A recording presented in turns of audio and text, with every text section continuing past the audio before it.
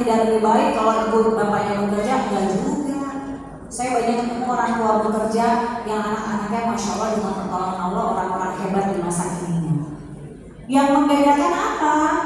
Quality time, bukan kuantitas. Ibu-ibu yang gak bekerja, belum tentu kita ketemu setiap hari jauh lebih berkualitas daripada mereka yang jarang bertemu loh.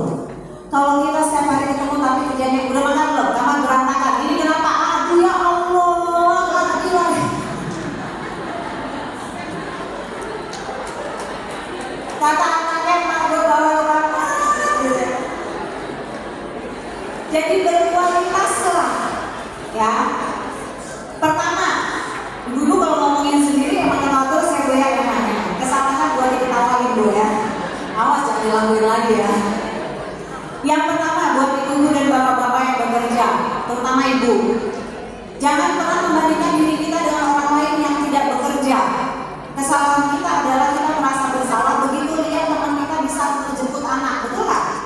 Begitu bisa buat bekal buat anak, betul kan? Karena kita nggak punya kesempatan itu, maka ibu selalu dulu bikin stres diri ibu sendiri. Karena sampai kapanpun ibu bekerja dan ibu tidak bekerja, kan bisa di apple to apple. Itu namanya buah pir menjadi apel, apel menjadi pir. Jadi ibu bekerja niatkan karena Allah. Yang kedua biar teman ibu. Yang kedua karena memang buat anak-anak juga. Yang salah itu kan ketika kita bekerja mau eksistensi atau validasi, itu yang salahnya. Nah begitu bekerja, yang kedua kan dia Senin sampai Jumat, betul ya bu ya, pulang sampai malam. Yang kedua berarti ibu harus punya kualitas sama anak di waktu weekend. Jangan begitu weekend ibu atau bapak yang bekerja me time. Me time-nya sepedahan, perginya pagi, pulangnya malam. Me time-nya lari kayak ibu boleh, tapi ibu lari kan gak 24 jam ya bu ya. Quality time dulu sama anak, karena kan anak selama seminggu, Senin sampai Jumat, kan kita gak ngasih, betul kan? Maka lunasin dulu hutangnya. Dengan cara apa? Quality time-nya apa? Makan bareng, gak perlu di luar bu, di rumah aja anak-anak senang, tapi syaratnya berat. Tanpa gadget.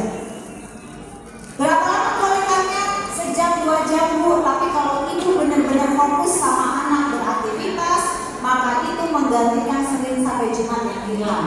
Jadi anak gak pernah hilang perannya. Yang ketiga itu apa?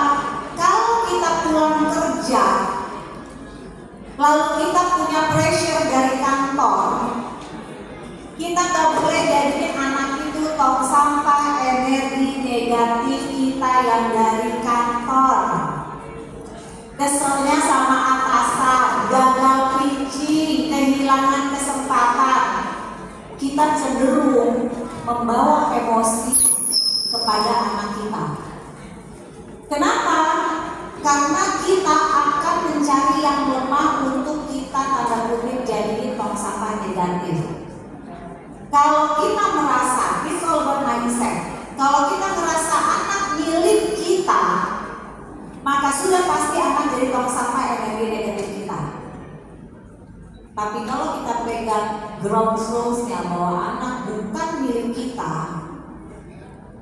maka kecenderungan kita ngejadiin anak tong sampah energi negatif itu gak ada. Kenapa? Karena kita tahu ini bukan milik kita.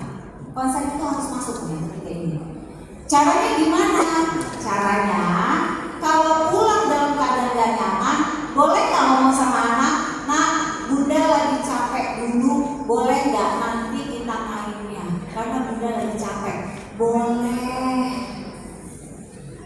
Ajarkan anak peka terhadap orang tuanya. Kadang-kadang kita pakai hashtagnya Superman, Superdad, betul gak? Wonder Woman, wanita independen, betul? Begitu beneran jadi wanita independen, curhat suami saya gak perhatian. Ya ibu ngangkat galon sendirian. Kalau ada suami pura-pura lemah, bun. Aduh ayah aku gak bisa nih.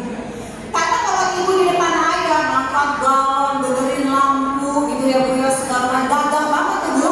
Kata suami ini nanti tenang, gini gue bisa semua. Di situ disitulah wanita independen bermain. Akhirnya curhat, suami saya nggak peka.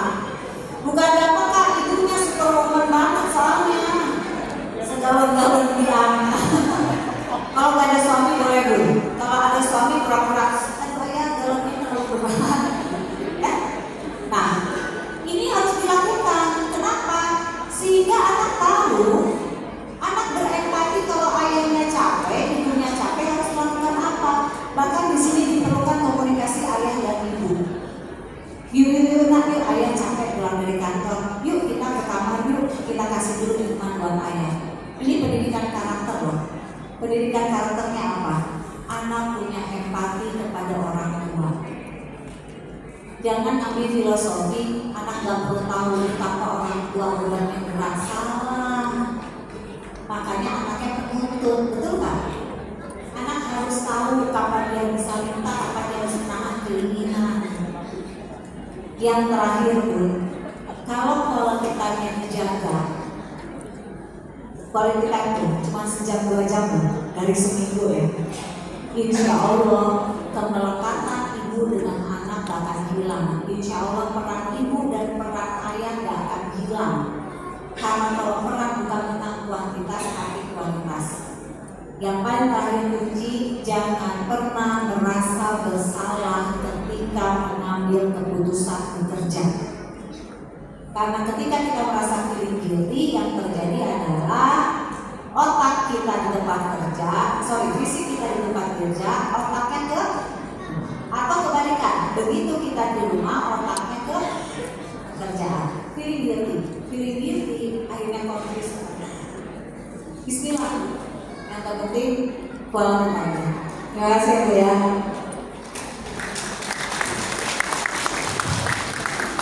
Terima kasih.